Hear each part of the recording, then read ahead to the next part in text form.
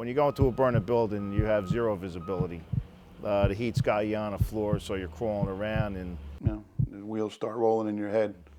Someone's apartment where you don't know where the couch is and the chair, and you're stumbling. And that's probably truly the time the adrenaline kicks in. You're trying to get to maybe some kid that's locked himself in a closet or hiding under a bed somewhere. So it's scary. What's this going to be? Is it something routine? Is it something minor? Is it something major? Is it a fire? Is it an EMS call? Is it a motor vehicle accident?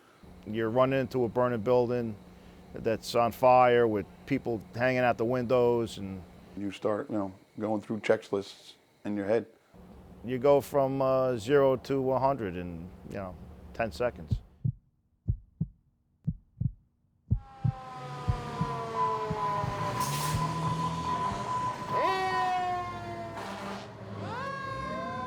It's probably more like running into hell.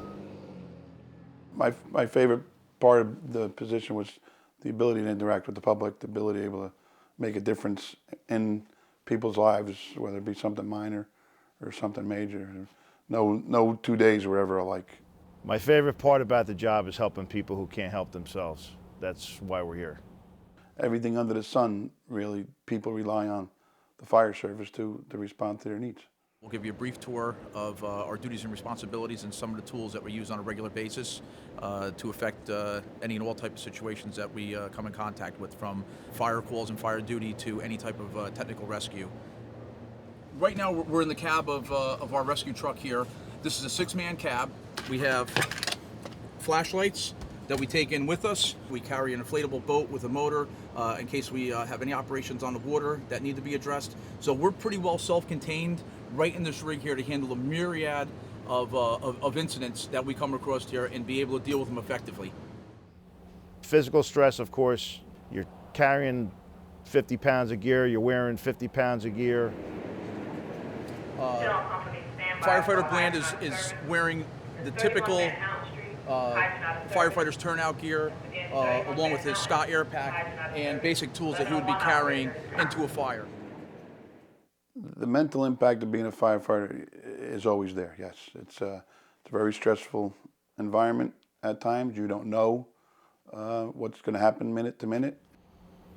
In the beginning, it was very, very hard not to take the job home.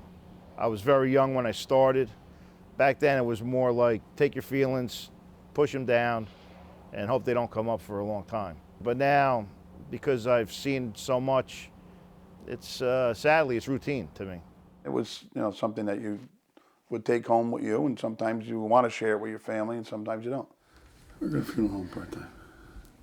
I've actually I've been there 25 years, but now I'm starting to more or less work full-time hours. Mm. He's not used to that. Mm-hmm. He's not used to that. He's used to being the boss. Yes. Too many years of being a boss, and then you go switch careers and you're not the boss. It's a little change of pace. I always did worry, but I knew he knew his job. He was one of the best. Family has a very, very big part to play in the life of a firefighter. When you leave for work that morning, I can't even think of what's going through my wife's head, because she might not ever see me again. Never stop learning. The job changes, the world changes, our ability to do our job changes, and you just have to keep up with the times, keep up with the learning, and most of all, just keep yourself safe during your career. You were able to contribute, to life-saving causes over the years, and prepares you to say, listen, I did okay, I contributed, and now I'm retiring and moving on. It's a good feeling. Mike DiArco is a kid that wanted to be a firefighter since my earliest memories. My dad was a firefighter, and he used to come home after fighting a fire, and that smoke gets embedded in his clothes, and you smell that. And as a kid, it smells good. I took an oath, I was sworn in, and if I lay my life down saving some of the people around here, then so be it. I mean, the big guy's got the last say on that.